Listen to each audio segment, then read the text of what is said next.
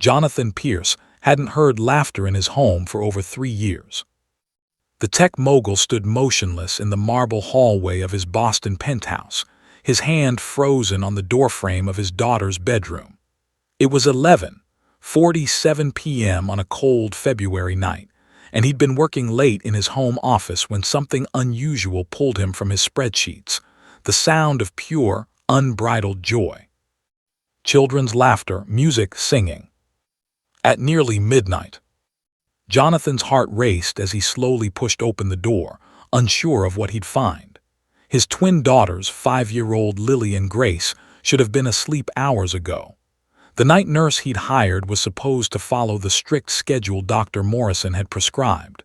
Lights out by 7:30, minimal stimulation, medication at 8:00. But the scene before him defied everything he expected. The room had been transformed. Soft fairy lights he'd never seen before draped across the ceiling, casting gentle, warm patterns on the walls. A portable speaker played quiet, melodic music. And there, in the center of the room, sat his daughters, cross-legged on a soft blanket, eyes closed, small hands resting on their knees. They were meditating. Or trying to. "Now breathe in slowly," came a gentle voice with a faint accent. "Imagine you're smelling the most beautiful flower in the whole world." Jonathan's eyes found the speaker.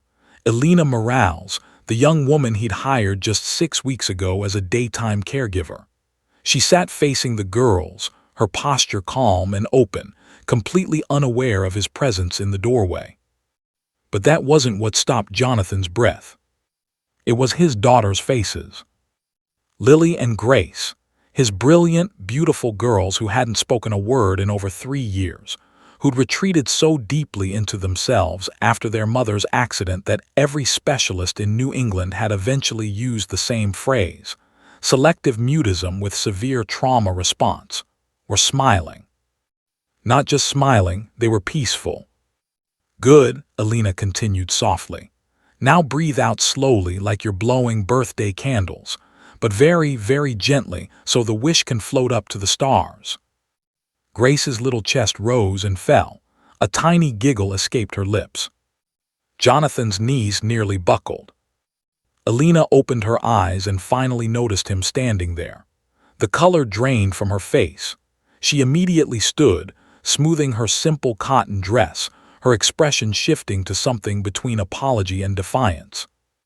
"Mr. Pierce, I can explain." "How long?" Jonathan whispered, his voice rough with emotion he couldn't contain. "How long have they been responding to you like this?" Elina hesitated, glancing at the twins, who had opened their eyes and were now watching their father with cautious curiosity. It was more direct eye contact than he'd received from them in months. "About 2 weeks," Elina admitted quietly.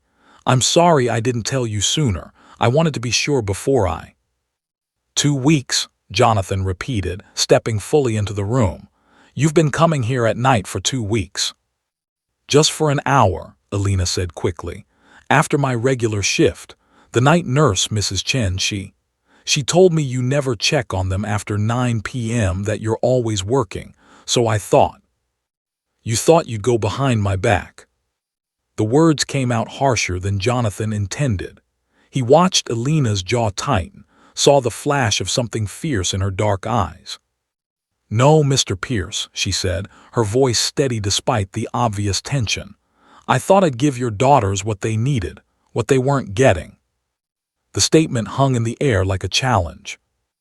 Jonathan felt anger rising in his chest. Who was this woman to judge his parenting? But it died the moment he looked at Lily and Grace.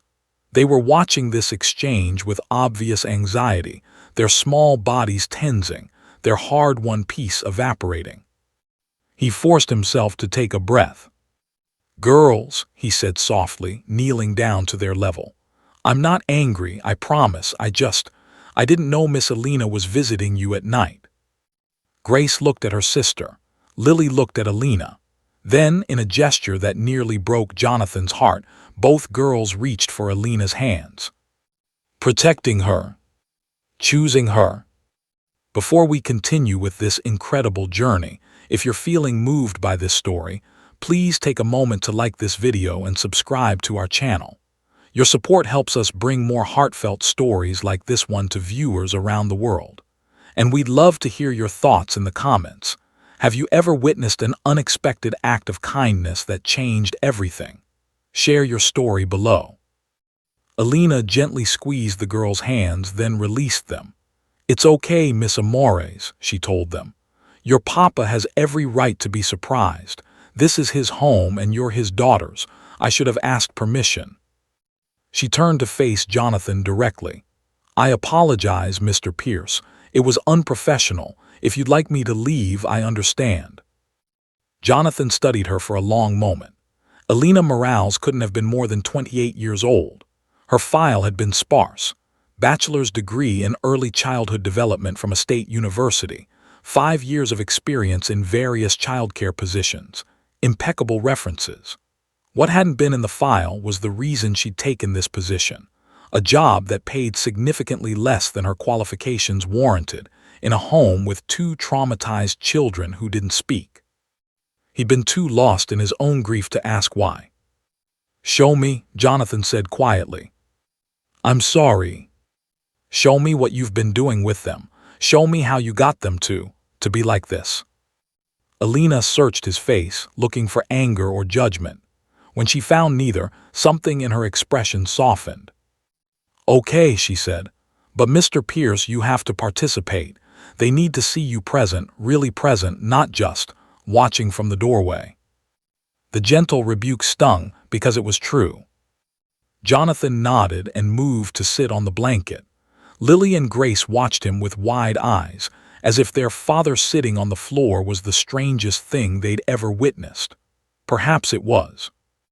"The traditional therapy wasn't working," Elina began, settling back into her spot. "All the exercises, the worksheets, the structured sessions, they were making the girls more anxious, not less. So I tried something different." "What?" Jonathan asked. "I listened to what they weren't saying." Over the next hour, Elina walked Jonathan through her approach. "Children who have stopped speaking aren't broken," she explained, her voice low and patient. "They're protecting themselves. Words failed them during their trauma, so they stopped trusting words, but they never stopped communicating." She showed him how Lily would tap her fingers in specific patterns when she was anxious. 3 quick taps meant she was overwhelmed and needed space. How Grace would hum different notes depending on her emotional state, higher pitches when she was excited, lower ones when she felt safe. "You've created a whole language," Jonathan said, amazement creeping into his voice. "They created it," Elina corrected. "I just learned to speak it." She demonstrated the breathing exercises, explaining how they helped the girls regulate their nervous systems. The fairy lights, she said, gave them control over their environment. They could make the room brighter or dimmer with a simple remote, teaching them that they had agency, that they could influence their world. "And the music?" Jonathan asked, recognizing a gentle lullaby playing in the background. Elina's expression grew tender. "Lily hums this melody sometimes, usually right before sleep. I asked Mrs. Chen about it and she said it's a song their mother used to sing." Jonathan's chest constricted. Rebecca, his wife, the girl's mother, who died 3 years ago not from an accident as the therapist's reports suggested, but from complications of early-onset dementia that had stolen her mind long before it took her life. The last year had been particularly cruel. Rebecca hadn't recognized her own daughters, had sometimes become frightened of them, confused. That's what had traumatized Lily and Grace. Not loss, exactly, but the prolonged, painful experience of watching their mother disappear while still being physically present. "I didn't know they remembered," Jonathan whispered. "They remember everything, Mr. Pierce," Elina said gently. "They just need permission to remember without drowning in the grief." She pulled out a small notebook, filled with observations written in neat handwriting. Dates, times, behaviors, tiny moments of progress. 3 weeks ago, Grace made eye contact with me for the first time, sustained eye contact, not just a glance. 2 weeks ago, Lily touched my hand voluntarily. Last week, they both smiled when I told them a story about my grandmother. "Why didn't you tell me?" Jonathan asked, and this time there was no accusation in the question, only profound sadness. "Why didn't you think I'd want to know?" Elina met his gaze evenly. "Because the few times I tried to talk to you about the girls, you gave me instructions and left the room. Because Mrs. Chen told me you haven't been in here for more than 5 minutes at a time in over a year. Because, Mr. Pierce," she paused, choosing her words carefully, "you're grieving too, and I wasn't sure you were ready to hope again." The truth of her words settled over Jonathan like a heavy blanket. He had been hiding. From the girls, from the memories, from the unbearable reality that Rebecca was gone and he was supposed to raise their daughters alone. He'd thrown money at the problem, the best therapists, the finest specialists, every recommended treatment, but he'd never given them himself. "I'm a coward," he said quietly. "No," Elina said firmly. "You're a father who's been trying to survive an impossible situation. There's no shame in that. But Mr. Pierce, your daughters need you. Not your money, not your connections. They need you to sit on this floor and breathe with them, to learn their language, to show up." Lily, who'd been quiet throughout this exchange, suddenly moved. She crawled across the blanket toward Jonathan, her movements tentative, testing. Grace watched, waiting to see what would happen. Jonathan held perfectly still, afraid that any sudden movement might shatter this fragile moment. Lily reached him and, very gently, placed her small hand on his knee. Then she did something she hadn't done since before Rebecca's illness. She climbed into his lap. Jonathan's arms came up automatically, carefully encircling his daughter. She was so light, so small. When had she gotten this big? He'd missed so much. Grace, seeing her sister safe, crawled over too. Within moments, Jonathan found himself holding both daughters, their heads resting against his chest, their breathing gradually sinking with his own. Elina said nothing, but when Jonathan looked up, he saw tears streaming silently down her face. "I don't know how to do this," Jonathan admitted, his voice breaking. "I don't know how to be enough for them." "You don't have to be enough," Elina said softly. "You just have to be present. That's all any of us can do, show up day after day, even when it's hard, especially when it's hard." She stood then, moving toward the door. "I should go, let you have this time with them." "Elina," Jonathan called out. She turned back. "Stay, please, I need help. I don't know their language yet." A small smile touched Elina's lips. "Okay, but only if you're willing to learn." "I am," Jonathan said, and meant it with every fiber of his being. What followed was the most profound education of Jonathan's life. Elina taught him to read the subtle signals his daughters had been sending all along. The way Lily would touch her ear when she wanted to hear a story. How Grace would rock slightly when she needed movement to process emotions. She showed him the journal she'd been keeping, filled with drawings the girls had made. Simple pictures at first, stick figures, houses, flowers. But recently the drawings had become more detailed. In one, clearly made by Lily based on the signature style, there were 4 figures, 2 small, 1 medium, 1 tall. "Is that?" Jonathan couldn't finish the question. "I think," Elina said carefully, "Lily is imagining what a family could look like, with you in it." The hope in that simple drawing was almost more than Jonathan could bear. 3 months later, Jonathan Pierce's life had transformed in ways he never imagined possible. He'd restructured his entire work schedule, delegating responsibilities and attending meetings remotely when necessary. His mornings now began at 6 a.m. in the kitchen with Lily and Grace, where they'd prepare breakfast together, a ritual Elina had suggested. The girls still didn't speak, but they communicated constantly through gestures, hums, and the occasional written word. Elina had transitioned from a daytime caregiver to something more integral to their family's healing. She came 5 days a week, working with both the girls and Jonathan, teaching him patience he didn't know he possessed. Progress isn't linear, she'd remind him on the difficult days when the girls seemed to regress. Healing happens in spirals, not straight lines. Some days they'll move forward, some days backward. Your job is to be steady when they can't be. It was during one of these teaching moments, on a warm May afternoon in the penthouse garden, that Jonathan finally asked the question he'd been carrying for months. "Why did you take this job, Elina? You could have worked anywhere for more money with easier clients. Why us?"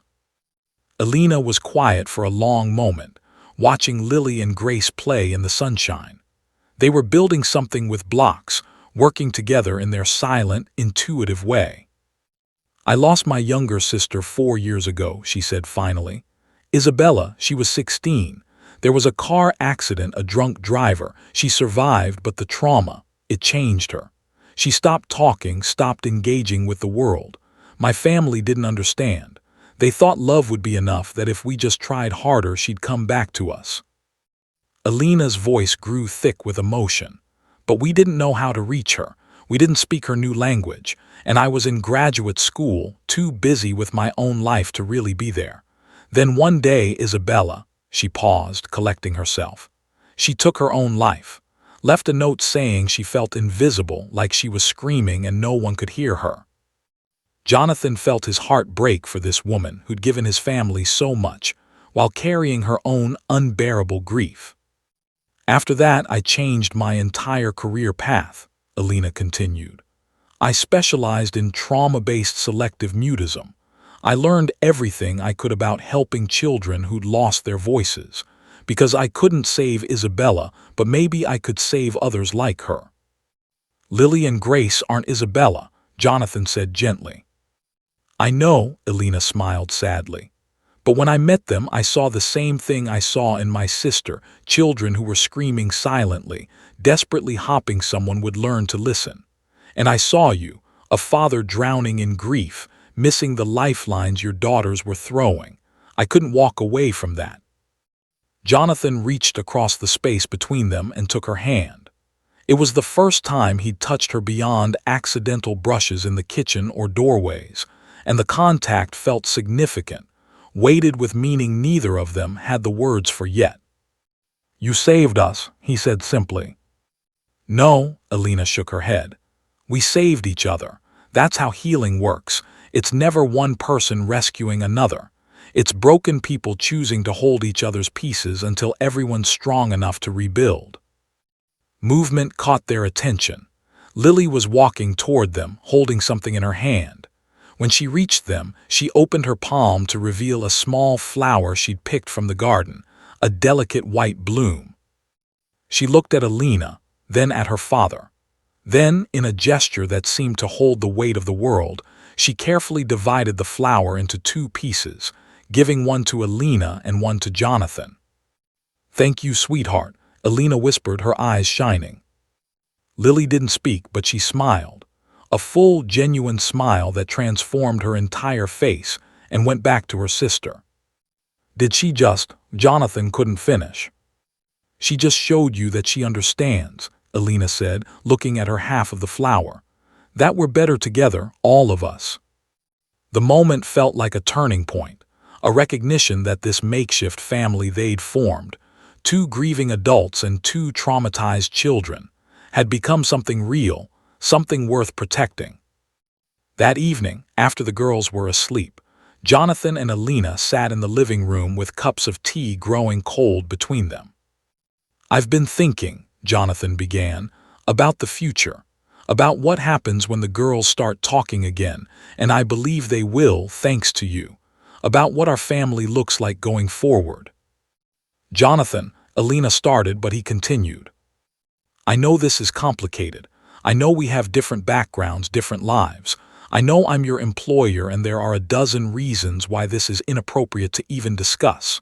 But Elina," he turned to face her fully, "you're not just my daughter's caregiver anymore.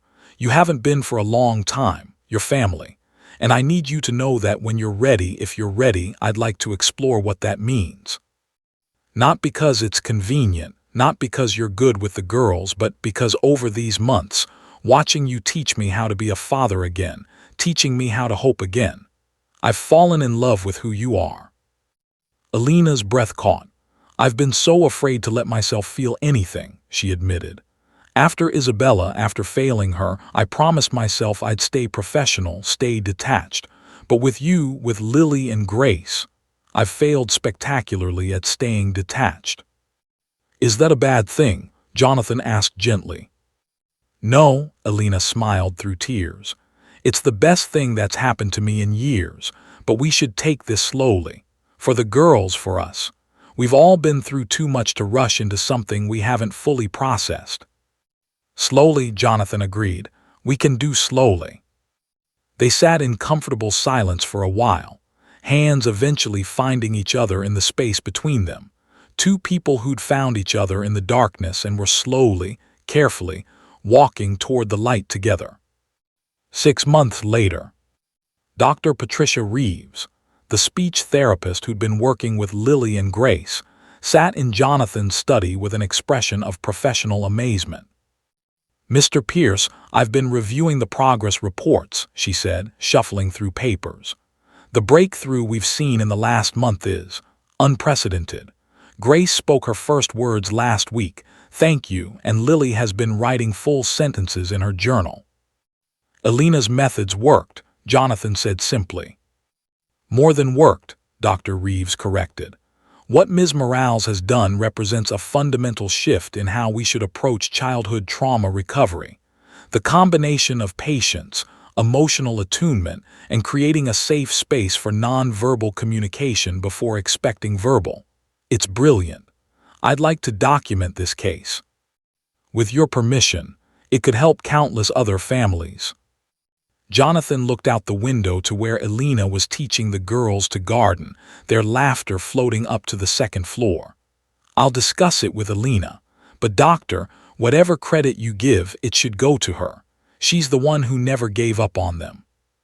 That evening, during their now traditional family dinner, something remarkable happened. They were passing dishes around the table when Grace, now 6 years old, looked directly at her father and said, in a clear, sweet voice, "I love you, Daddy." The room went silent. Jonathan felt tears spring to his eyes. Lily grabbed her sister's hand, squeezing it in support and pride. Elina smiled encouragingly from across the table. "I love you too, sweetheart," Jonathan managed, his voice thick with emotion. "So very much." "And Elina too," Grace added, turning to smile at the woman who'd taught her it was safe to use her voice again. "We love Elina." Lily nodded emphatically, not speaking yet, but clearly in agreement. Elina reached across the table, taking both girls' hands. "I love you both too, so much it sometimes feels like my heart might burst." Jonathan looked at this scene, his daughters speaking, laughing, eating, thriving. The woman who'd saved them all sitting at his table as if she'd always belonged there, and felt something he hadn't experienced in years. Complete, overwhelming gratitude. The road hadn't been easy. There were still hard days, still moments when the girls retreated into silence, still times when Jonathan felt overwhelmed by the responsibility of single parenthood. But they faced those challenges together now, as a family. Elina had shown him that healing wasn't about erasing the past or forgetting the people they'd lost. It was about honoring that pain while still choosing to move forward, to build something new from the broken pieces. Rebecca would always be part of their story, the girl's first mother, Jonathan's first love. And Isabella would always be part of Elina's story, the sister whose loss had shaped the woman she'd become.